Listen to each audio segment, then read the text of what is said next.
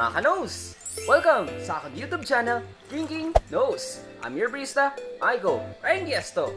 And for today's Taste Test Review episode, ang mga sarap flavors by St. Rafael's Pizza, Molo Infante, Iloilo.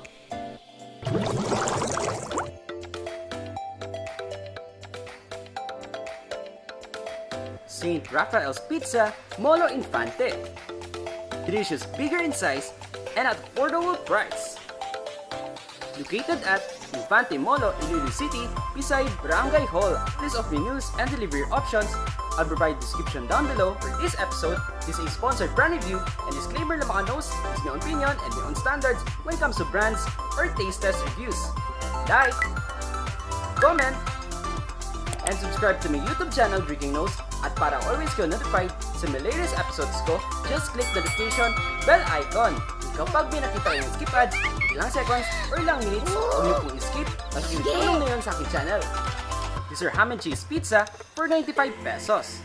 This is Pepperoni Pizza for 99 pesos. This is Hawaiian Pizza for 99 pesos. Further 3 flavors of pizza, very distinct yung overall flavors and ingredients for Hawaiian, pepperoni, and ham and cheese. Also, nag-enjoy kami while eating their pizza for its precise, soft pizza dough. Sulit ka na and busog ka na for this amazing pizza experience. Okay, for rating manos, based on experience and overview, Ilonggo vlogger B-Boy will give it a perfect 10.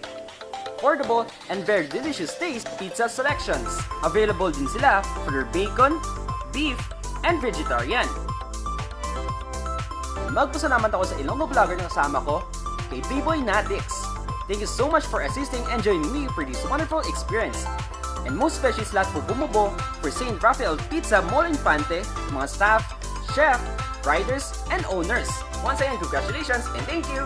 Stay safe mga nose. See you in my next brand, Taste Review, or do it yourself episodes here in City of Love, Iloilo City. Bye!